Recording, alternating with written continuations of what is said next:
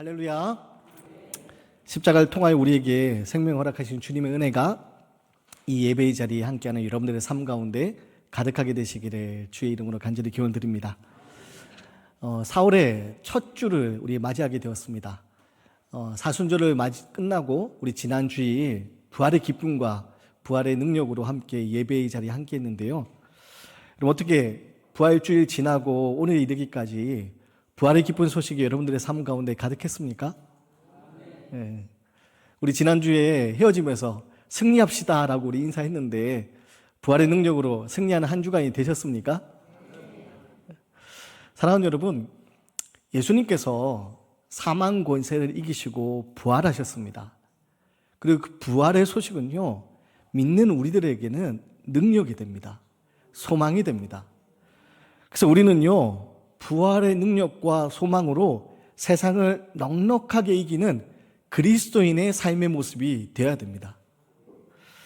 하지만 문제는 우리가 이 땅 살아가면서 마주하는 여러 가지 어려움들, 특별히 현실의 문제 앞에서 우리는요, 마음이 깨어지고 또 무너짐도 경험하고, 그래서 부활의 기쁨으로 세상 가운데 승리하는 능력의 삶이 되야 되는데 그러지 못할 때가 많이 있다는 겁니다.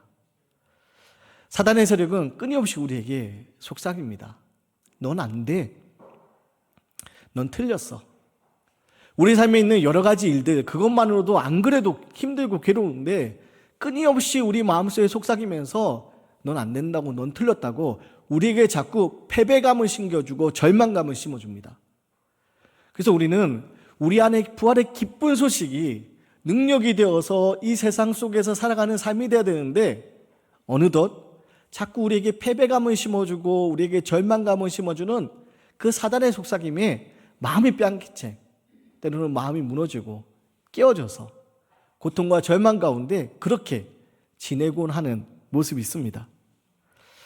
사랑하는 여러분, 특별히 우리 부활의 기쁜 소식이 오늘 4월 첫 번째 주일 예배하는 이 자리에 다시 한번 우리 앞에 감사로 고백되고 또 능력으로 고백되어서 여전히 이 땅 살아가는 가운데 우리 삶에 두렵게 만드는 일들이 있지만, 괴로운 삶의 자리가 있지만 그 삶의 자리에서 바로 주님이 부활하신 것처럼 우리에게 날마다 새 날을 허락하시는 하나님의 놀라운 은혜가 능력으로 고백되기를 간절히 소망합니다. 우리의 삶이 이 땅 살아가는 가운데 때때로 광야길 가운데 버려진 것 같은 그런 아픔을 겪을 때가 있습니다. 남들이 다 알 수 없는 그 아픔 때문에 마음도 깨어질 때가 있습니다. 그래서요, 죽고 싶지만 떡볶이는 괜찮아 라는 그런 책이 있는데요. 그 책이 어떤 책이냐면 2018년도에 한 여성분이 우울증에 시달리다가 자기의 정신과 의사와 상담을 받습니다. 그 상담받은 내용을 일기처럼 적어가지고 그것을 책으로 출간하게 됐는데 그 2018년도에 그 책이 아주 젊은 사람들 가운데 크게 이슈가 되어서 베스트셀러에 오르게 됐던 책입니다. 근데 그 책이 왜 제목이 그렇게 됐느냐? 책 제목이 좀 특이하잖아요. 죽고 싶지만 떡볶이는 괜찮다. 이게 무슨 말인가 알고 봤더니 그 저자가 너무나도 심한 우울증 가운데서 죽음을 생각하는 거예요. 근데 이 죽음이 막연히 죽고 싶다, 죽어야지 이게 아니라 어떻게 죽을까에 대해서 심각하게 지금 고민하면서 정말 삶의 밑바닥에 빠져 있을 때 연락이 온 겁니다. 친구한테. 무슨 연락이 왔을까요? 떡볶이 먹으러 가자고. 근데 갑자기 떡볶이가 먹고 싶더래요. 갑자기 떡볶이가 먹고 싶어요. 떡볶이를 먹으러 갔다는 거예요. 근데 그 일을 겪으면서 이 저자가 방금 전까지만 해도 너무나도 괴로운 가운데서 우울감에 빠져가지고 지금 어떻게 죽을까를 생각하고 있다가 지금 떡볶이가 맛있겠다는 생각이 들고 떡볶이를 먹으러 가는 자기의 모습이 막 너무 이게 이해가 안 되는 거예요. 그러면서 정신과 의사하고 나눈 그 상담의 내용을 일기처럼 그 정신과 의사가 하는 말 또 자기가 대답하는 말 이거를 일기처럼 그 책으로 읽어냈습니다. 근데 그게 젊은 사람들에게 큰 인기를 끌었는데 왜 그런가 했더니 그런 아픔 가운데 있는 이들이 그 책을 보면서 위로가 되는 거예요. 자기도 그런데 나도 우울감에 괴로움에 절망감에 사로잡혀 있는데 그 책의 저자가 하는 이야기, 정신과 의사랑 상담하는 이야기를 들으면서 자기가 위로를 받는 거예요. 그럼 많은 사람들이 이 땅에서 아픔 가운데 지내고 있다는 것을 반증하는 바로 그런 책이었습니다. 사랑하는 여러분, 이 땅 살아가면서 우리가 은혜 가운데 살아가길 소망하지만 우리의 삶에 괴로움의 자리가 있죠. 고통의 자리가 있습니다. 그 가운데 우리는요, 정말 광야 한가운데 내동댕이 쳐진 것 같고 아무도 내 필이 없는 것 같고 정말 인생의 그 막바른 낭떠러지로 내몰리는 것 같은 그런 막다른 길에 우리가 마주하는 것 같은 그런 고통 가운데 있을 때가 있습니다. 그런데요, 그 막다른 길에서 우리가 경험할 수 있는 특별한 은혜가 있다는 겁니다. 막다른 길에서만이 그 마지막 고통의 자리에서만 경험할 수 있는 특별한 은혜가 있다는 겁니다.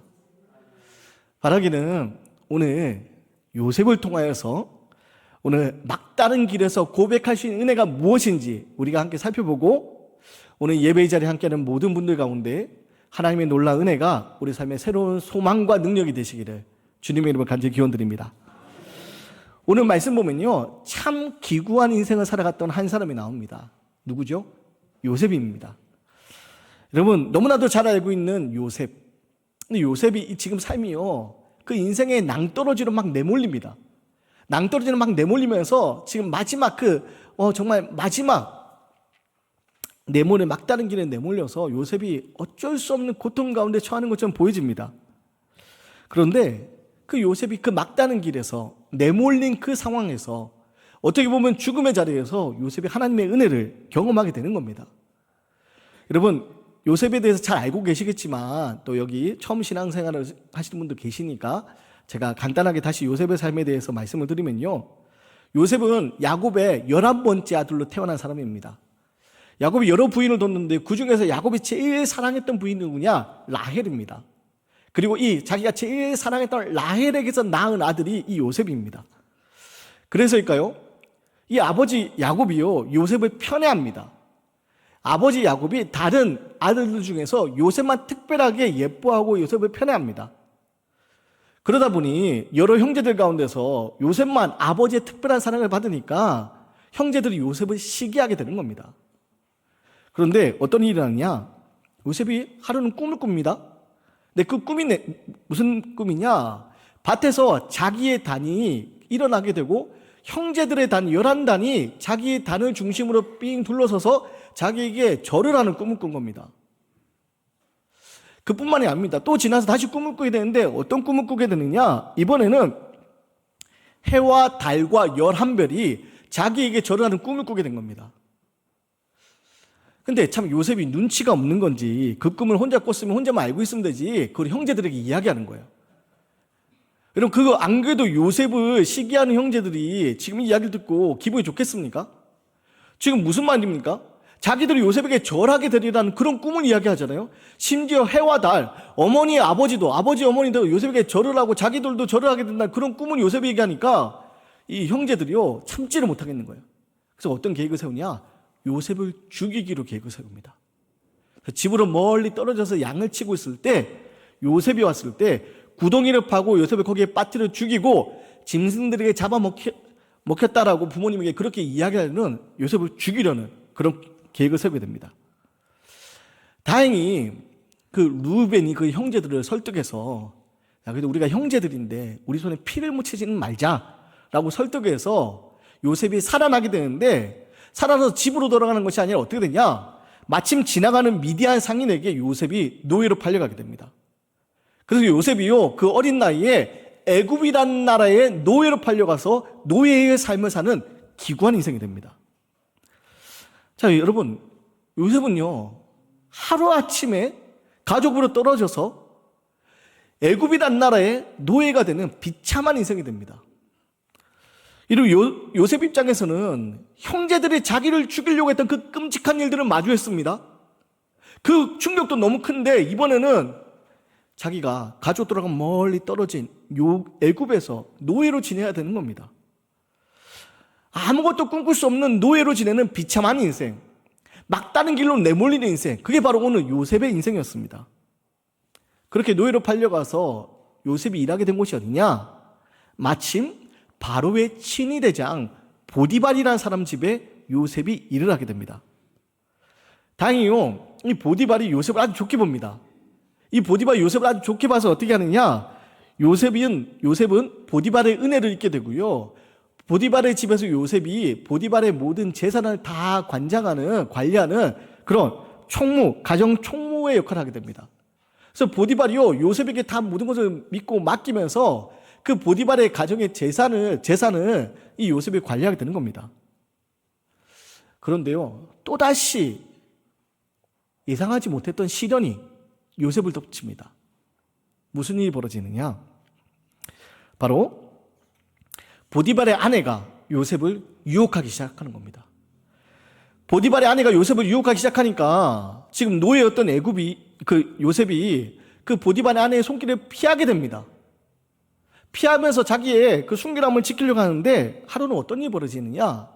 집에 사람들이 없을 때 보디발의 아내가 요셉의 옷을 붙잡으면서 자기가 동침하자라고 요셉을 이제 유혹하기 시작합니다.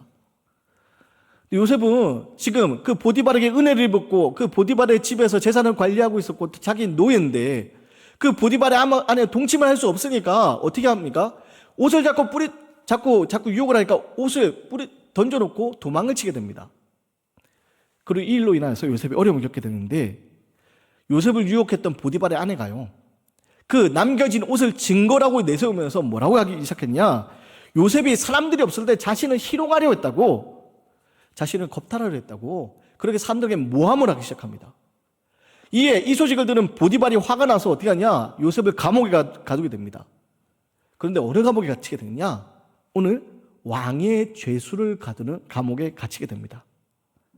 그리고 그곳에서 요셉은요, 지금 모함을 당해서 그 감옥 안에서 죽을지 모르는 그런 절체절명의 위기 가운데 요셉이 놓이게 되었던 겁니다. 사랑하는 여러분, 만약 여러분이 지금 요셉의 입장이라면 어떤 생각이 드시겠습니까?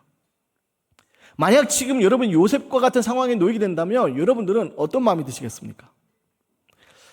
형들에게 미움을 받는 것도 참 괴롭고, 그리고 그 형들이 자기를 죽이려 한 것도 너무 괴롭고, 그 충격 속에서 벗어나지 못한 채 어린 나이에 노예로 팔려가서 그 힘든 세월을 보냈는데, 그래도 뭔가 좀 열심히 성실하게 해서 이제 인정받고, 그 보디발도 인정받고, 이제 그 보디발의 재산을 관장하는 가정 총무가 되었는데, 이번에는 억울하게도 자기를 유혹하는 그 안주인의 속을 뿌리쳤음에도 불구하고 오히려 안주인을 겁탈하려 했다는, 희롱하려 했다는 그 모함을 쓰고서 지금 요셉이 감옥에 갇히게 된 겁니다. 자신의 잘못한 것 때문에 일어난 일이 아닙니다. 오히려 자신의 그 믿음을 지키기 위해서, 자신의 순결함을 지키기 위해서 도망쳤던 건데 오히려 모함을 쓰고 고통 가운데 놓이게 된 겁니다. 또 그 고통이 잠시 참을 수 있는 고통이 아니라 감옥 안에서 창살을 마주보고 감옥 안에 막힌 벽을 바라보면서 죽음을 기다릴 수밖에 없는 그런 고통의 자리에 요셉이 놓이게 된 겁니다. 막다른 길로 요셉이 내몰리게 된 겁니다.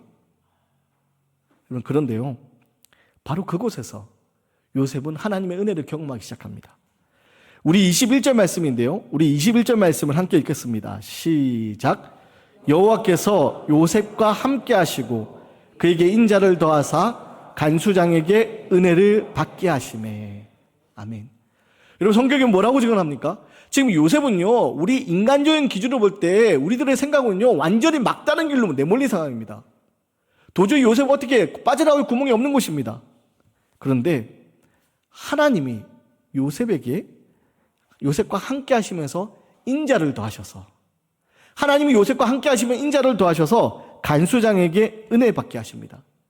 그래서 요셉이요, 보디발의 집에서 인정받아서 보디발 재산을 다 맡아 관리했던 것처럼 이번에는 그 감옥 안에서 간수장에게 인정을 받고요, 간수장이 하는 모든 재발 업무를 다 요셉이 처리하게 됩니다. 심지어 23절을 보면요, 요셉을 신임하게 된 간수장이 요셉이 하는 모든 일에 대해서 다 맡기고 살펴보지도 않았다라는 절대적인 신임을 얻게 됩니다. 이제 끝이다라는 절망적인 상황으로 요셉이 내몰렸습니다. 도저히 그 감옥 안에서 아무것도 할 수 없는 그런 괴로움의 자리에, 절망의 자리에 요셉이 내몰린 것처럼 보였습니다. 근데 그 막다른 길에서 요셉은요, 하나님의 은혜를 경험하는 겁니다. 하나님이 요셉과 함께 하시면 은혜를 더하셨고 간수장에게 은혜를 받게 하게 만드셨습니다. 카일 아이드먼이 쓴 책 중에 제가 좋아하는 책 제목 나의 끝 예수의 시작이라는 책이 있습니다. 그 책은요 정말 순수하게 책 제목이 너무 마음에 들어서 바로 샀던 책인데요. 나의 끝 예수의 시작. 여러분 이 땅 살아가면서 우리가 할 수 있는 일들이 있고 할 수 없는 일들이 있습니다. 근데 할 수 없는 일들 앞에서 우리는요 마음이 무너지고 깨어지고 내가 할 수 없다는 무기력한 가운데 우리는 절망을 합니다. 근데 카일 아이드먼이 그 책에서 뭐라고 하냐, 나의 끝, 나는 끝이지만 예수의 시작, 내가 끝이라고 생각하는 그 자리에 예수님이 일하신다. 오늘 여러분 막다른 길에 요셉이 내몰렸습니다. 아무것도 할 수 없는 그 상황 가운데 요셉이 내몰렸습니다. 요셉이 그 감옥 안에 갇혀서 지금 무엇을 할 수 있겠습니까? 억울하게 자기가 누명을 썼다고 외쳐봤자 아무도 들어주지 않을 겁니다. 요셉은 감옥 안에서 아무것도 할 수 없습니다. 그런데 요셉은 끝이라고 생각되는 그 자리에 하나님이 일하기 시작하는 겁니다. 하나님은요 요셉을 그냥 버려두지 않으셨습니다. 하나님 요셉과 함께 하셨고요, 요셉이 막다른 길로 내몰려지는 인생처럼 보였지만 하나님의 계획 가운데, 하나님의 선한 섭리 가운데 이루어지는 그 삶을 요셉은 살아가게 된 겁니다. 말씀을 준비하며 감옥 안에 갇혀있는 요셉을 생각하다 보니 감옥 안에 갇혔던 또 다른 사람이 생각났습니다. 누구냐? 사도 바울입니다. 여러분 사도 바울, 오늘날 우리가 사도 바울의 위대한 전도자로 우리는 기억하고 있지만 당시 전도자의 삶을 살았던 바울의 삶은요 고통과 고난의 연속이었습니다. 부활의 주님 만난 이후에 바울은 인생이 완전히 달라져서 예수 믿는 사람들을 잡아 죽이는 그 일에 앞장섰던 바울이요, 부활의 주님 만난 이후에 예수를 전하는, 주님을 전하는 그 일에 앞장서는 그런 전도자의 삶을 살게 됩니다.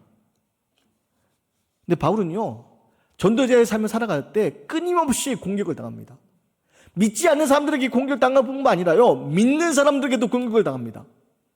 그 믿음의 사람들이요, 초대교회 성도들이 뭐라고 얘기하느냐, 바울에 대해서 공격합니다. 네가 무슨 사도냐?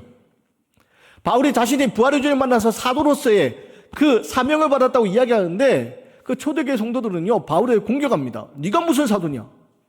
예수님 살아생전에 네가 예수님 만난 적도 없는데 네가 무슨 사도냐?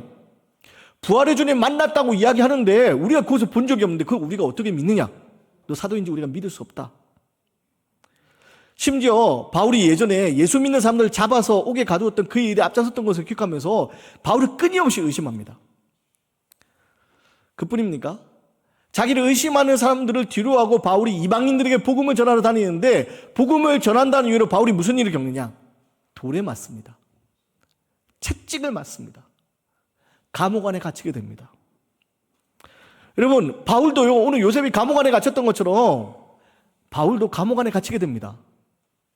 여러분 감옥 안에서 그럼 바울은 무엇을 하느냐? 감옥 안에서 바울은요 자신을 가두어두고 있는 창살을 바라보지 않습니다. 자신을 가두어두고 있는 그 감옥 안의 벽을 바라보지 않습니다. 그 감옥 안에서 바울은 무엇을 하느냐? 바로 주님을 바라봅니다. 바울은 주님을 바라보면서요 그 감옥 안에서 오히려 밖에 있는, 감옥 밖에 있는 성도들과 교회들을 걱정하면서 바울이 편지를 씁니다. 옥중 서신을 씁니다. 그 편지에서 바울이 뭐라고 얘기합니까? 주 안에서 항상 기뻐하라. 내가 다시 말하노니 기뻐하라. 바울은 감옥 안에 갇혀 있지만 그 안에서 하나님의 은혜를 경험하면서 함께 하시는 주님을 경험하면서 기쁨을 고백합니다. 여러분 감옥 안에 갇힌 거 위기 아닙니까? 감옥에 갇혀서 어떻게 될지 알 수 없는 거 위기 아닙니까? 그런데요 바울은 감옥 안에서 소망을 이야기합니다. 바울이 전도자의 삶을 살아가면서 그 삶이요 정말 우리가 흔히 말하듯이 시온의 대로를 걸어간 게 아닙니다. 바울이 걸어가는 곳마다 대적자들이 있었고요, 바울의 마음이 기쁨이 넘쳤지만 바울의 환경은 그러지 못했습니다. 바울의 환경은 끊임없이 괴로움과 고통의 연속이었습니다. 근데 바울은 무엇을 얘기하냐? 그 가운데서 바울은 고백하는 겁니다.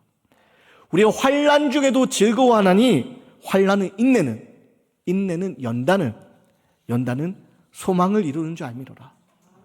바울은 그 괴로움의 자리에서, 고통의 자리에서 하나님을 통하여 소망을 얻습니다.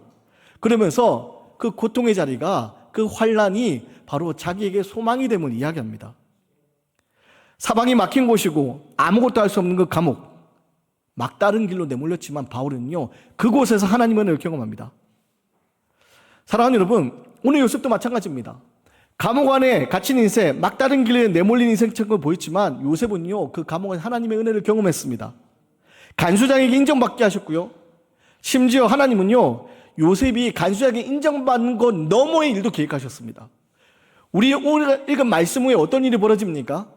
요셉이 간수장에게 인정받고 감옥 안에 있을 때 다른 죄수들이 그 감옥 안에 들어옵니다. 누가 들어오느냐? 두 사람이 들어오는데요. 당시 애굽왕 바로의 술 맡은 사람과 떡 맡은 관원이 바로 그 감옥 안에 들어오게 됩니다. 그 감옥 안에 들어와서 지금 무슨 일을 했는지 그들이 근심에 사로잡혔을 때 그들이 꿈을 꿉니다. 그리고 또다시 근심에 사로잡힐 때 요셉이요, 그 감옥 안에 근심 안에 있는 사람들에게 꿈을 해석해주면서 위로합니다. 특히 술 맡은 자에게 꿈을 해석해주면서 사흘 후에 다시 복직이 되어서 바로에게 나아갈 테니까 자신을 잊지 말아라, 그렇게 이야기까지 합니다. 그리고 그 일이 계기가 되어서 요셉이 어떤 일을 합니까? 나중에 바로가 꿈꾼 것을 해석해주고요, 바로에게 신임을 받아서 애굽의 총리 되시게 됩니다.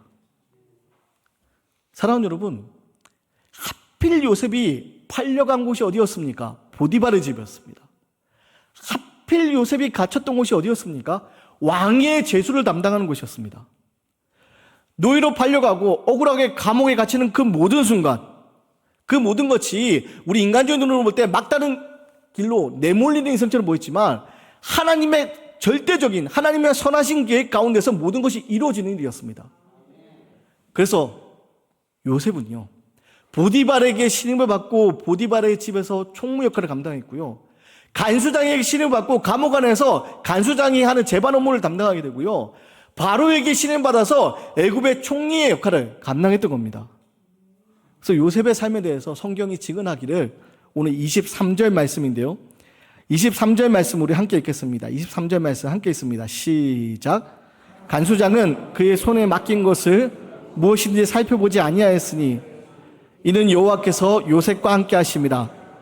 여호와께서 그를 범사에 형통하게 하셨더라. 아멘. 여러분, 내몰리는 인생, 버려지는 인생처럼 보였지만, 막다른 길에 마주하는 인생처럼 보였지만 하나님이 요셉과 함께 하셨다고 성경 끊임없이 증언하면서 하나님이 여호와께서 함께 하셔서 그가 형통케 되었다라고 말씀을 합니다. 사랑하는 여러분, 마찬가지입니다. 성경에 나오는 인물들은요, 어려움이 없는 삶을 살았던 사람이 아닙니다. 어려움이 다 있습니다. 근데 그 어려움의 자리에서 하나님의 은혜를 경험하고 믿음으로 승리한 사람들입니다. 오늘날 우리에게도 어려움의 삶의 자리가 있습니다. 때로는 막다른 길로 내몰리는 것처럼 여겨질 때도 있습니다.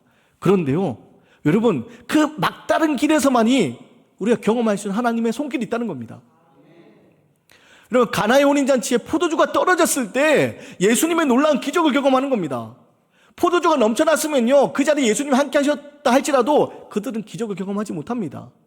포도주가 떨어졌을 때 그들이 예수님의 기적을 경험하는 겁니다. 마찬가지로 우리의 삶이 막다른 길로 내몰래지는 것 같고 도저히 내 힘으로 아무것도 할 수 없는 것 같은 그 괴로움의 자리에 하나님의 은혜를 우리는 경험할 수 있는 겁니다. 말씀을 준비하면서 저희의 모습을 계속해서 끊임없이 돌아보면서 하나님이 나를 이 자리에 세우기까지, 또 앞으로 하나님이 행하실 일에 대해서 기도하며 꿈꾸기 시작했습니다. 사랑하는 여러분, 제가 기도하면서 간혹 그런 망상 같은 걸 하거든요. 어떤 망상이냐? 내가 목사가 되지 않았다면 난 뭘 하고 있을까? 모르긴 몰라도 제가 목사가 되지 않았으면 저 예수 안 믿는 사람 됐을지도 몰라요.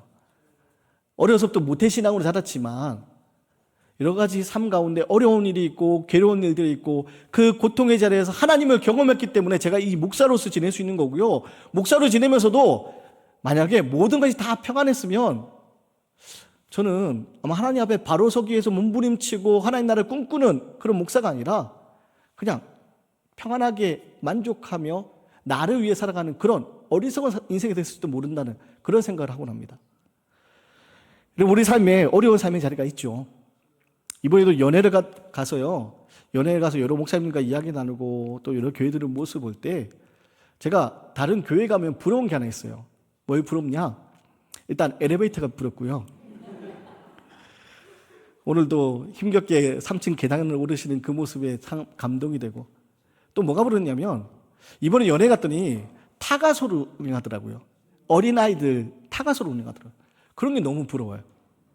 근데 여러분, 그 부러운 게 지금 우리 교회에 여러 가지 문제로 나타나고 있는 거 아닙니까?